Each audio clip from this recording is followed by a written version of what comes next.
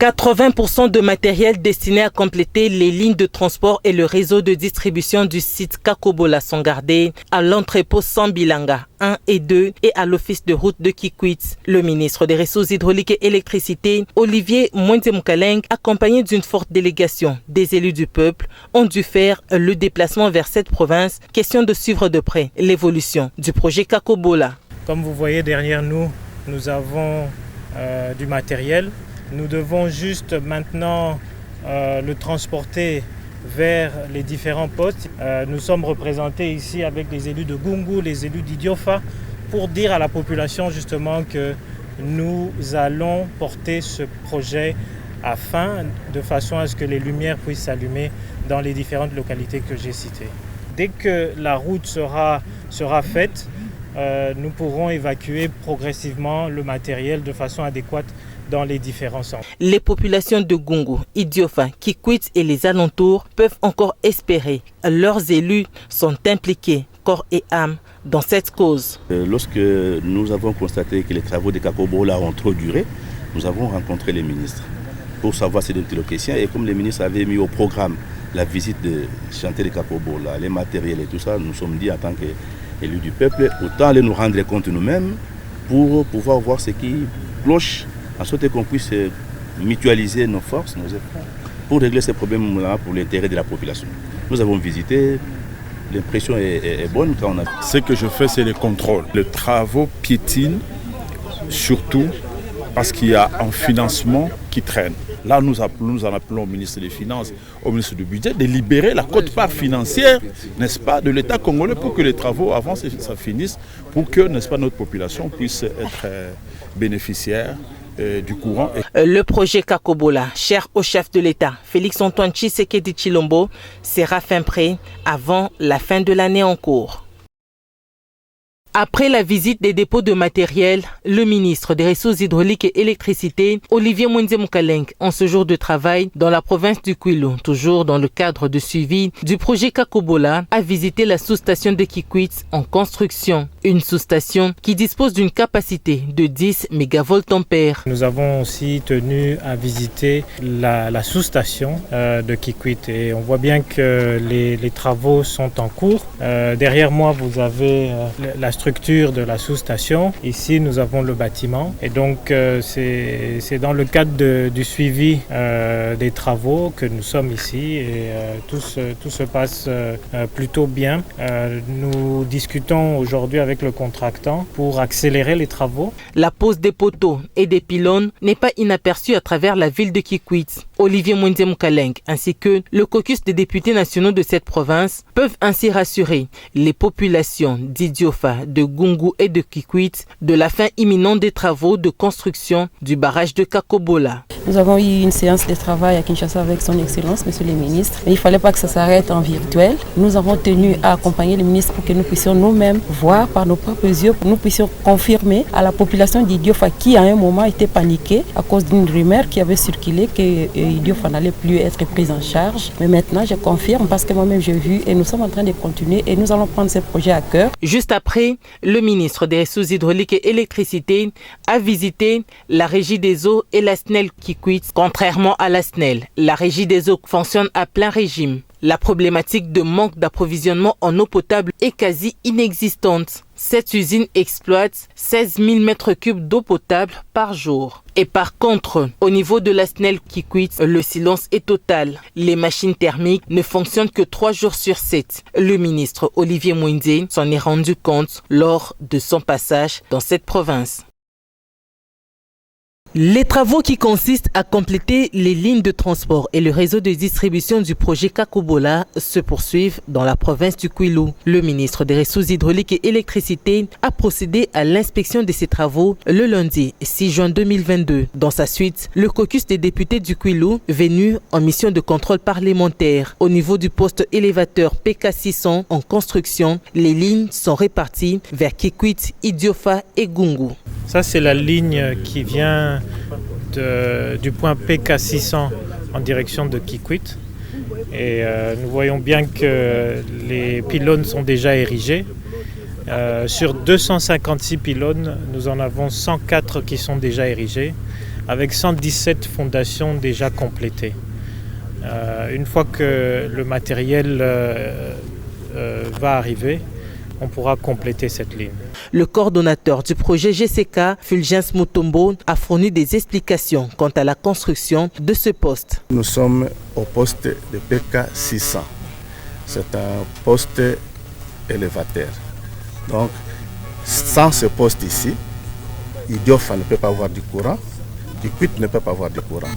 Donc, le courant partira de la centrale de Kakobola avec 2 ternes. 33 kV jusqu'ici. Donc c'est ça qu'on appelle les backbone, donc les pins dorsales de ce projet. Le patron de l'énergie s'est rendu compte de l'état de la route en asphalte et en terre battue, menant à Kakobola, qui se trouve être dans un état de délabrement très avancé. Difficile d'acheminer les matériels des lignes de transport et du réseau de distribution, d'où l'implication de l'Office de route pour la réhabilitation de cette route secondaire afin d'accélérer les travaux. Mobilisée comme un seul homme, la population de la cité de Gungu a réservé un accueil chaleureux au ministre des Ressources hydrauliques et électricité, Olivier Mwenze Mukaleng. Toutes tendances confondues, les habitants de ce coin attendaient de ce membre du gouvernement un seul message, celui en rapport avec l'avènement de l'électricité. Na cadre ya visite ya projet Kakobola. Je suis porteur d'un message du chef de l'État envoyé pour vous dire que le projet Kakobola doit être achevé. Soyez-en rassurés. L'élu de Gungu, l'honorable Rombo Fumani, a dans sa prise de parole procédé tout d'abord par la présentation de ses collègues tout en expliquant aux siens le bien fondé de l'électricité. Toutes les réponses aux préoccupations qu'elle a, de la bouche autorisée, celle du ministre. Mais je ne suis pas un exécutant. L'exécutant, c'est le ministre avec ses services. Et donc, ce que la population attend de moi, c'est ce que je viens de faire aujourd'hui. Et ce que nous venons de faire comme contrôle des matériels et du réseau, nous pensons, avec l'engagement que le gouvernement vient de prendre, Gungu, ce n'est plus pour longtemps pour l'électrification. Je remercie la population pour l'accueil. C'était brusque, mais j'ai vu qu'ils sont quand même venus souhaiter la bienvenue au ministre. L'un des moments forts de la journée était la visite par le ministre et la délégation qui l'accompagnait du musée national de Gungu. Ce musée abritait d'importantes collections historiques africaines, en particulier des productions du peuple Pendé. Musée détruit à l'époque par un feu d'origine inconnue. Le ballet Pendé a défilé l'un après l'autre pour souhaiter la bienvenue au patron de l'énergie. Olivier Mwenze a également eu une séance de travail avec les chefs coutumiers de la rive gauche et droite du barrage de Kakobola. Ces derniers souhaitent que leur secteur soit éclairé. La délégation de ces autorités traditionnelles a remis un présent au ministre Mwenze en signe de reconnaissance. Achevés depuis 2016, les 10,5 MW du barrage de Kakobola ne peuvent pas être achevés vers les populations de Gungu, Idiofa, Kikwit et des villages avoisinants. Le ministre des Ressources hydrauliques et électricité, Olivier Mwenze Mukaleng, en visite officielle sur ce site, accompagné des élus du peuple du Grand Bandundu, a procédé au lancement des machines. Tout fonctionne correctement, a-t-il constaté.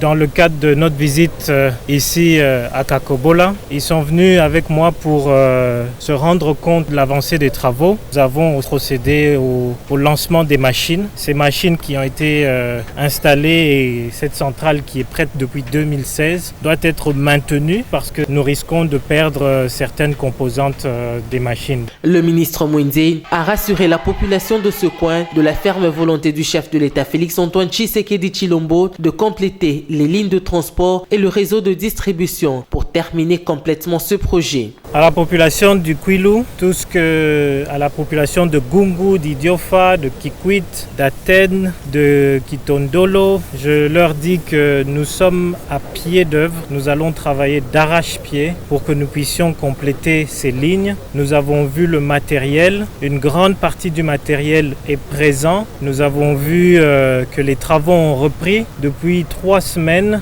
les élus du peuple sont là pour témoigner de cette reprise du travail. Encore une fois, je tiens à rassurer la population d'Idiofa qui semblait un tout petit peu de patience. Je sais que vous avez attendu très longtemps, mais aujourd'hui, le chef de l'État, le gouvernement, les élus du peuple sont derrière ce projet. La lourdeur administrative ainsi que le dysfonctionnement au sein de certaines entreprises empêchent ce projet de se terminer rapidement, a dit l'élu de Bagata, honorable Jean Bosco Katouka. Son Excellence, Monsieur le ministre a dit, je prends personnellement l'aspect financier et les dysfonctionnements au niveau du gouvernement et des institutions qui doivent aider le projet à aller vite. La DGDA qui est un service de l'État congolais, qui bloque le matériel financé par l'État congolais, c'est tout simplement inadmissible. Boulungu, il faut se dire aussi, ça s'étend aux alentours de Kikwit. Kikwit 4 fait partie de la circonscription de Boulungu. Lorsque Kikwit sera servi, il y a une partie de Boulungu qui sera également servie. Boulungu, c'est, je peux même dire, la zone industrielle du Kwilu. Parce que dans les temps, à Boulungu, c'est là où nous avons toutes les huileries. Les huileries, lorsqu'on disait que la province du Kwilu produisait 60% des revenus nationaux, c'était à Boulungu. Pour rappel, la pose de la première pierre du barrage de Kakobola construit sur la rivière Lufuku a eu lieu le 21 octobre 2011. Ce barrage pourra générer des millions de dollars à l'État congolais. Son non-utilisation, faute des lignes de transport et du réseau de distribution, constitue un manque à gagner pour l'État congolais. Le passage d'une autorité gouvernementale dans ce coin du pays n'est pas un fait ordinaire. Olivier Mwindi a été chaleureusement accueilli lors de son arrivée sur le site Kakobola par une foule en liesse.